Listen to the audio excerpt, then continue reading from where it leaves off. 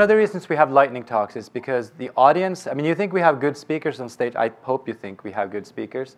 But the audience here is actually the same level and certainly the same amount of insight as the speakers. I mean, I'm not trying to belittle the speakers. I'm just saying there's so much competence in this room. So it's actually unforgivable if we didn't get more than 5 or 10 people to stage. So what we're doing now is we are giving 1 minute. It's going to be a mix of startups and member companies that for some reason were not on stage today. They will be on stage in another event, maybe not on food, but maybe on some other topic. Nestle is a huge $100 billion food and beverage giant that's located on the northern shore of Lake Geneva in Switzerland. So we are much more than chocolate, which is typically what we are here from the U.S. with over 2,000 brands with operations in nearly 200 countries. And we have like 39 research centers scattered around the world with some 340,000 employees. So we are a huge nutrition, health, and wellness company, if you will, in the food and beverage business.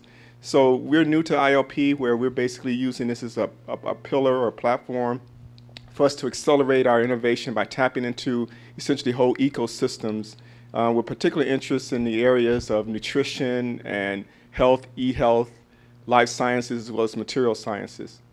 So we've done a lot of development, and we are world leaders in a number of different technology areas, including fermentation and probiotics, extrusion, healthier fats, foam boosters, malt extractions, and portion delivery systems by the products you may know as Nespresso and Dolce Gusto, for example. So we are looking to use innovation to achieve sustainable growth by being leaner, quicker, and essentially more rewarding for what we do.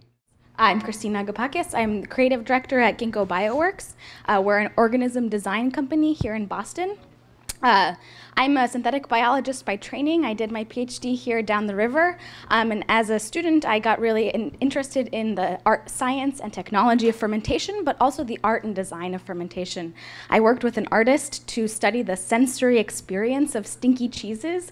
We made cheese out of bacteria starter cultures that we found on people's toes and belly buttons and armpits.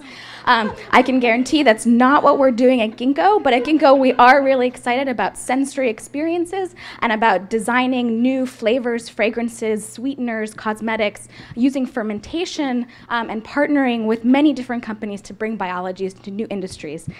So please talk to me if you're interested in fermentation, in cultured ingredients, or cheese. Thank you.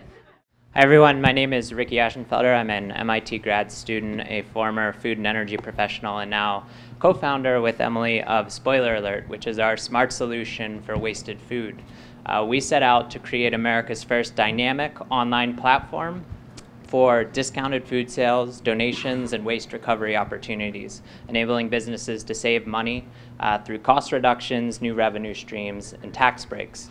So we're here today because we're most interested in the role of the mobile and sharing economy to collect an abundance of data on food distribution behavior, which we think can unlock some pretty telling information and help close the loop in our food system.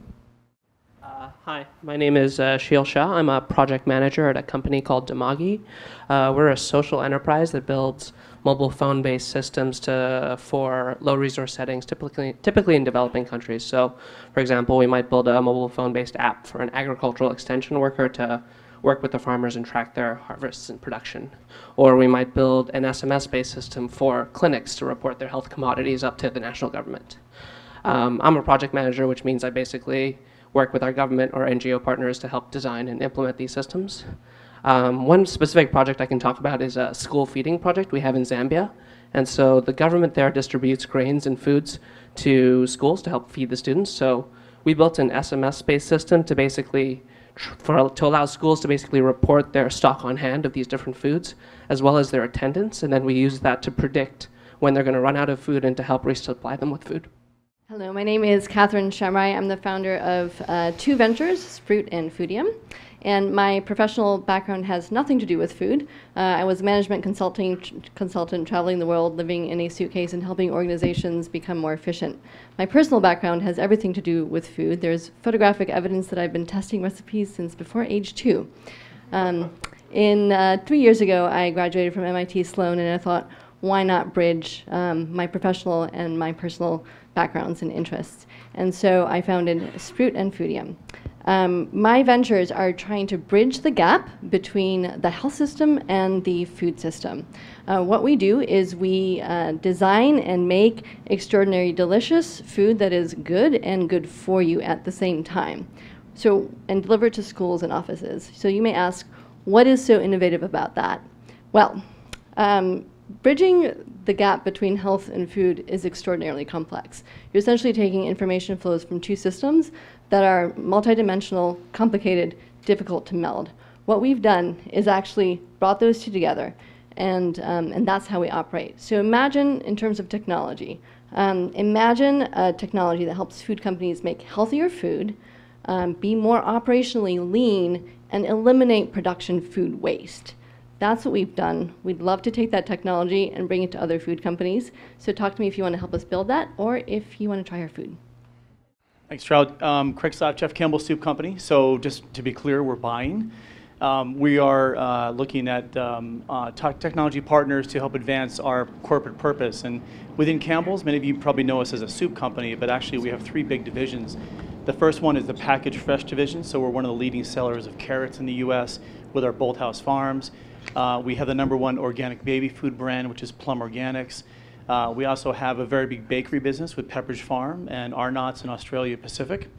So our purpose is really quite simple. It's articulated as real food that matters for life's moments.